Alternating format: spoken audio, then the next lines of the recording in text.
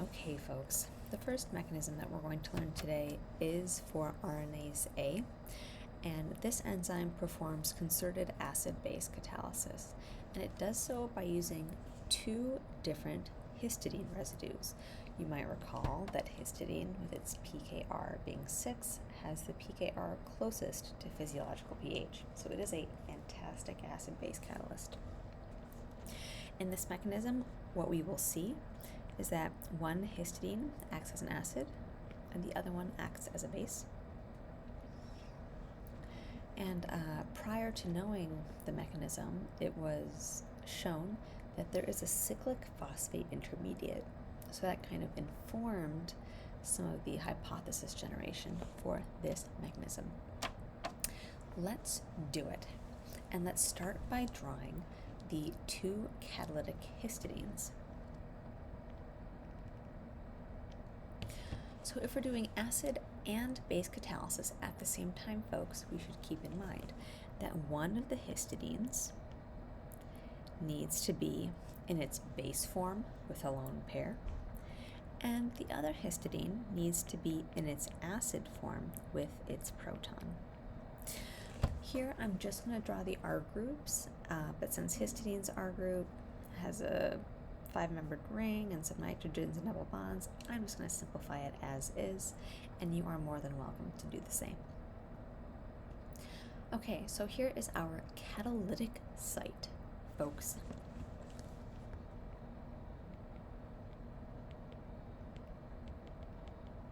Let's bring in our substrate.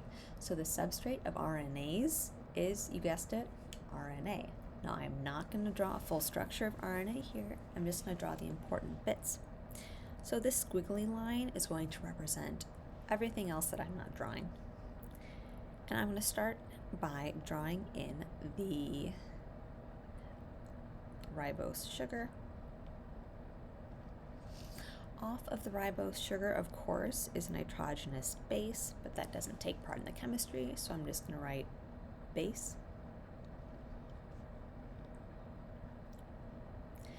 And then we're talking about RNA, folks, so we do have that 2' hydroxyl group.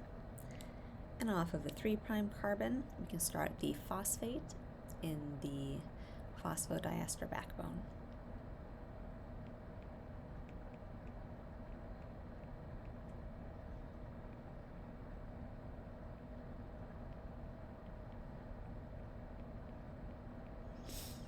And of course, folks, after this phosphate comes the next nucleotide, right?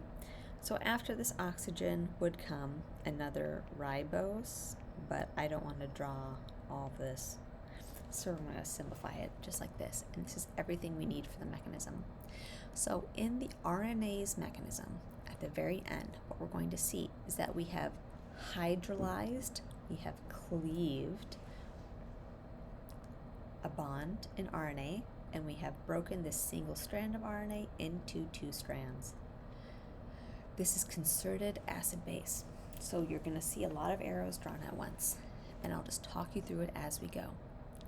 So the first thing that I will draw, even though this happens simultaneously, is our base catalyst, histidine, grabbing a proton from the 2' hydroxyl. When it takes this proton from the OH, we are left with O-. That is a fairly strong nucleophile that then attacks the biochemist's favorite electrophile, which is a carbonyl, or something that looks like a carbonyl carbon. Now, phosphate can only form 5 bonds at a time. So if we're forming this new bond from the 2' OH, we need to have a good leaving group. Now, if this oxygen coming from the ribose off of the phosphate leaves this O-, that's a pretty unstable leaving group. But if we did the base catalysis, time to do the acid catalysis. So as we break this bond between phosphate and oxygen, it grabs a proton from histidine so that it can leave as OH, which is a very stable leaving group. Okay, folks, let's draw the products of this reaction. So let's start with the catalytic site. The histidine up top has been protonated. The histidine on the bottom has been deprotonated. What about our substrate?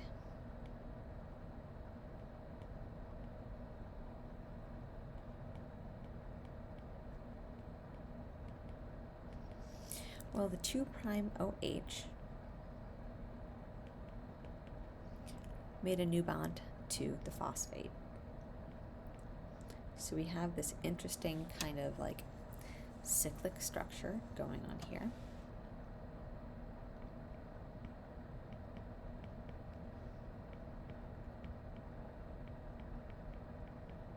And we saw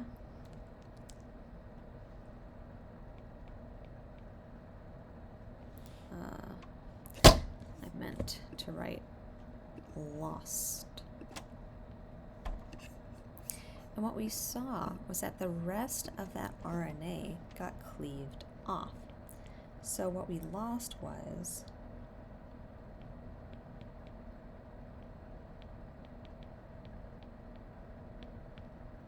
the rest of this chain and the nucleic acid that I had drawn there.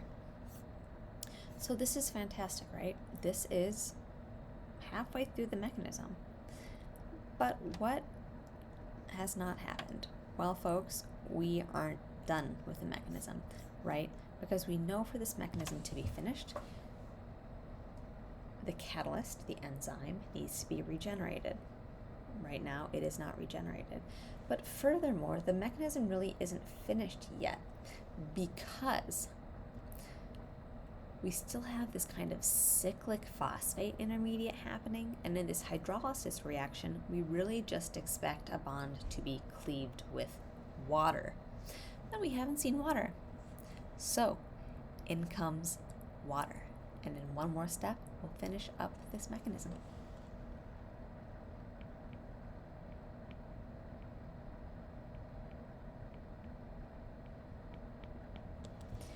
So in comes water, and this enzyme is concerted acid-base catalysis, so it's time to do acid-base catalysis. Again, we'll start with the base catalysis. So this histidine on the bottom is now our base, as it has a lone pair. So it is able to grab this proton from water.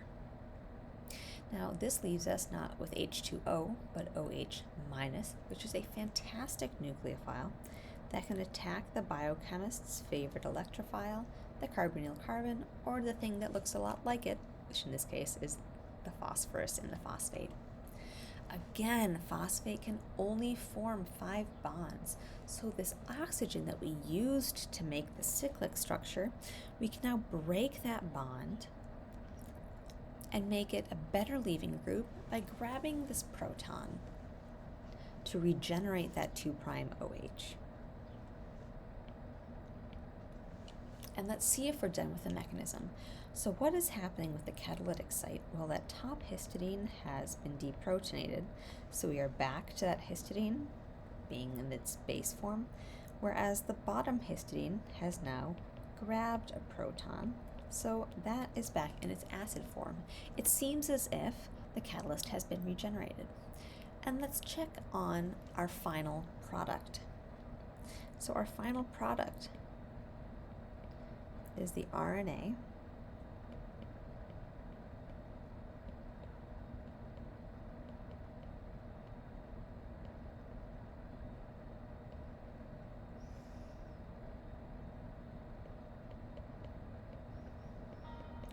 with its 2' OH intact.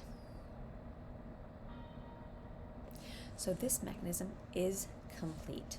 We saw histidine performing concerted acid-base catalysis. We saw it performing base catalysis to make that OH an O- and a better nucleophile. We saw it perform acid catalysis by donating a proton to make that O- an OH and a strong, stable leaving group. We also saw water come in and participate in this catalysis by being deprotonated and performing a nucleophilic attack of its own. And so that is the RNase mechanism. Up next, we'll see a second mechanism for today of the serine protease, and we'll be able to draw some similarities and connections between the two mechs.